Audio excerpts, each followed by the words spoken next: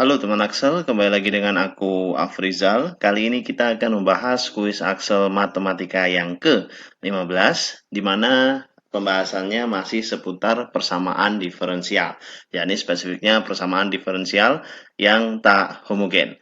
Nah, di mana di soal kita diminta untuk menentukan solusi dari persamaan diferensial tak homogen, y double aksen minus y aksen sama dengan 3x plus e pangkat x.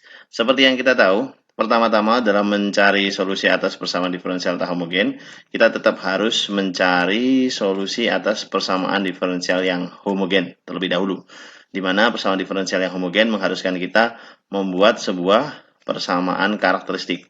Nah, persamaan karakteristik atas persamaan diferensial di atas berbentuk R kuadrat minus R seperti ini sama dengan 0. Nah, bagaimana bisa kok bentuknya seperti ini? Ini sebenarnya diambil dengan cara memisalkan fungsi f yang ada di ruas sebelah kanan dengan 0 terlebih dahulu. Di mana kan kalimatnya berarti kan y double aksen minus y aksen sama dengan 0. Nah, jadi kalau kita bikin persamaan karakteristiknya, maka r kuadrat minus r sama dengan 0.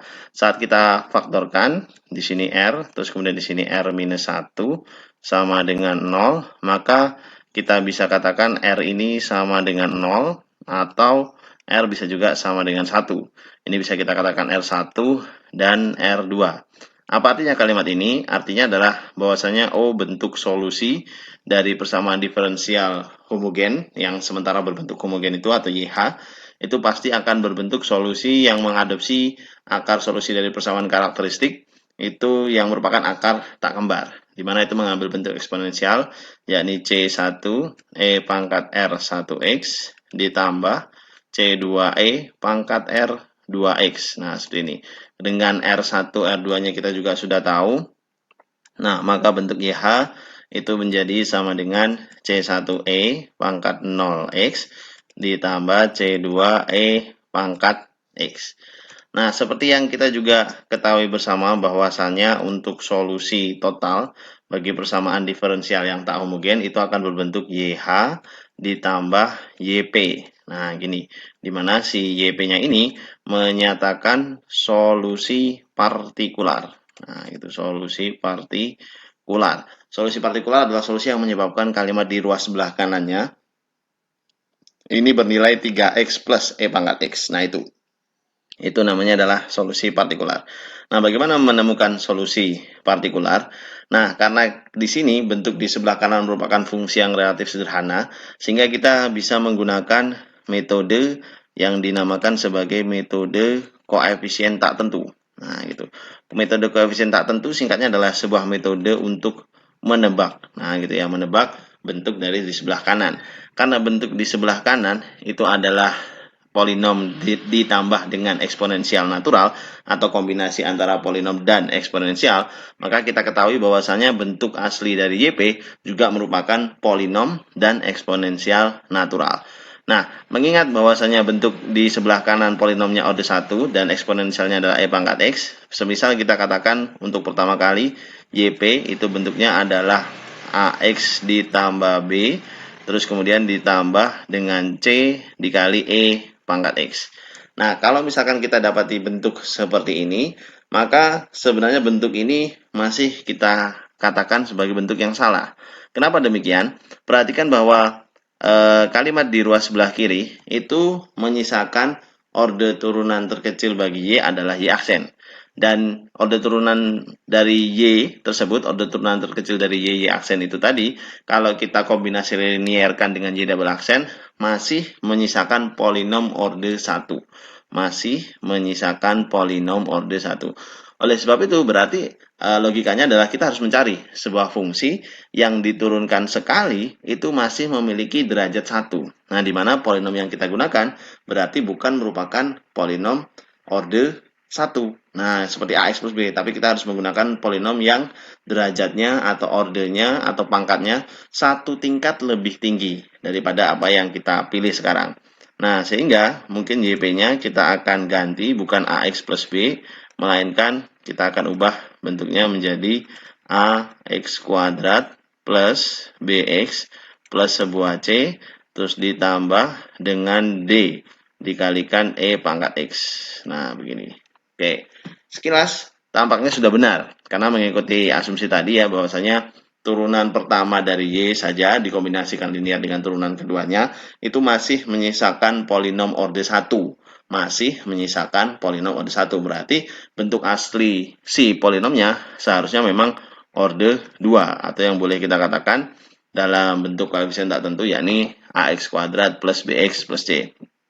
Nah, lantas kita akan periksa kalimat DEX. Apakah kalimat ini telah benar sebagai salah satu bentuk tebakan yang kuat kita katakan merupakan bagian dari YP? Jawabannya adalah tidak. Mengapa tidak? Kenapa kok kita nggak boleh pakai DEX? Karena di bagian solusi homogen, perhatikan kalimat solusi homogen, telah ada solusi yang bentuknya C2E pangkat X. Kalau seandainya kita masih memilih kalimat di dalam YP dalam bentuk E pangkat X, maka jumlah suku pada total kalimat solusi itu akan berkurang.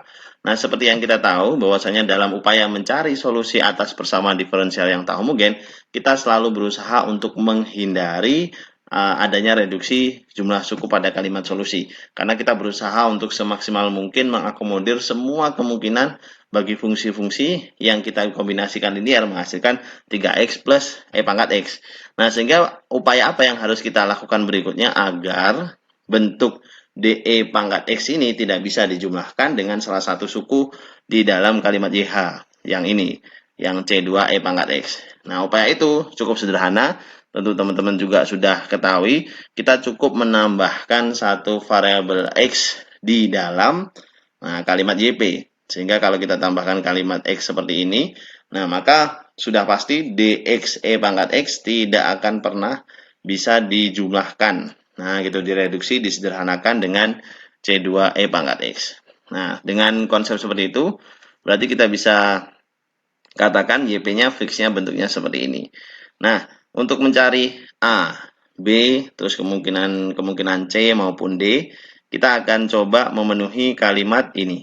YP double aksen minus YP aksen sama dengan 3X plus E pangkat X. Nah, gitu.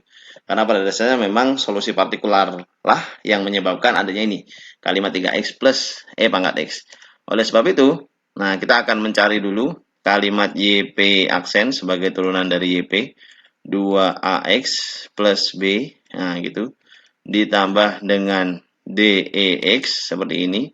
Terus ditambah dengan DXEX. Nah, ini adalah YP aksen. Lalu kemudian YP double aksen. Ini sama dengan 2A, turunannya sekali lagi, ditambah dengan DEX, ditambah dengan DEX, ditambah dengan DXEX. Nah, seperti ini.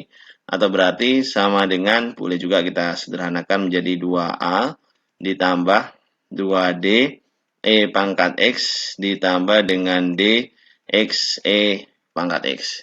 Nah, setelah kita mendapati bentuknya O seperti itu, maka apa yang kita lakukan? Kita susun menurut kalimat yang berwarna hitam.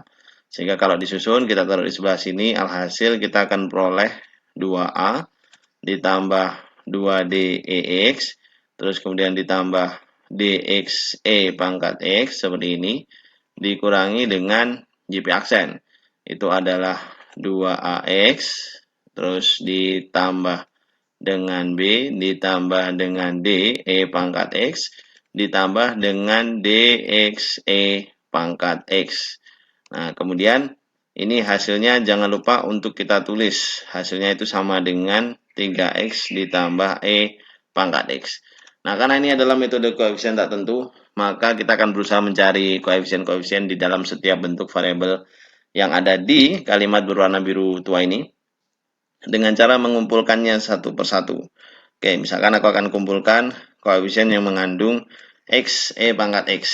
Nah, kita beri cukup ruang di sini. X, E pangkat X. Lalu kemudian kita beri koefisien untuk E pangkat X saja. Terus kemudian kita beri koefisien untuk X doang. Terus habis itu kita beri ruang untuk koefisien bagi konstanta doang. Nah, nanti hasilnya adalah 3X plus E pangkat X. Koefisien-koefisien untuk X, E pangkat X diantaranya ada D seperti ini, lalu kemudian ada minus D. Nah, seperti itu ya. Jadi D yang bentuknya di sebelah sini dengan D yang di sebelah sini. Berarti hasilnya 0. Lalu kemudian untuk E pangkat X ada 2D. Lalu kemudian minus D seperti itu. Terus kemudian nggak ada lagi. Oke, ini kita eliminasi. Berarti 2D minus D. Terus kemudian yang di depannya variabel X aja. Itu ada di sini minus 2A. Nah, itu yang ini. Terus kemudian sudah, nggak ada lagi. Habis itu yang terakhir yang konstanta doang adalah 2A dikurangi dengan B. Nah, yang ini, terus kemudian yang ini. Oke, setelah kita sudah berhasil data secara keseluruhan, maka kita katakan ini hasilnya kan sudah pasti 0, berarti D E pangkat X minus 2A X ditambah 2A plus B. Nah, gini, 2A min B itu sama dengan 3X plus E pangkat X. Ya, gitu. Oke, berarti kita sudah pastikan bahwasanya 1. Nilai D itu pasti 1.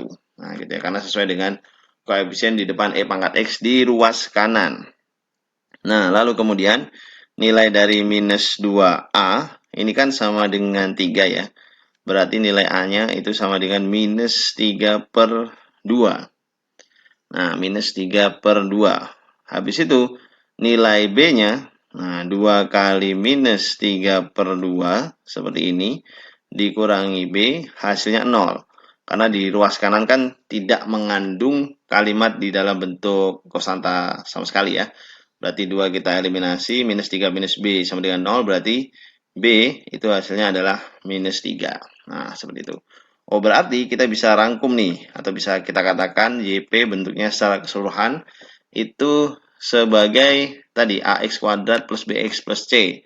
A-nya adalah minus 3 per 2 X kuadrat, B-nya minus 3X, C-nya kita sudah tidak usah tulis karena ternyata tidak ada pengaruh bagi C. Lalu kemudian ditambah dengan DX EX, D-nya kita ketemu 1, berarti X E pangkat X. Nah, ini adalah bentuk dari YP. Nah, sehingga karena kita sudah menemui bentuk dari YP, maka solusi total persamaan diferensial tak homogen itu adalah YH ditambah YP. Atau berarti sama dengan C1 E pangkat 0 X ditambah C2 E pangkat X seperti ini. Terus kemudian ditambah dengan YP. Nah, ditambah dengan buka kurung minus 3 per 2X kuadrat minus 3X ditambah dengan XE pangkat X seperti ini. Dan ini akan menjadi jawaban bagi pertanyaan yang ada di soal di kuis Axel TPB Matematika ke-15 kali ini. Nah, jadi seperti itu pembahasan kuis Axel TPB Matematika yang ke-15 kali ini. Aku Afrizal pamit dan sampai jumpa di video-video selanjutnya. Terima kasih.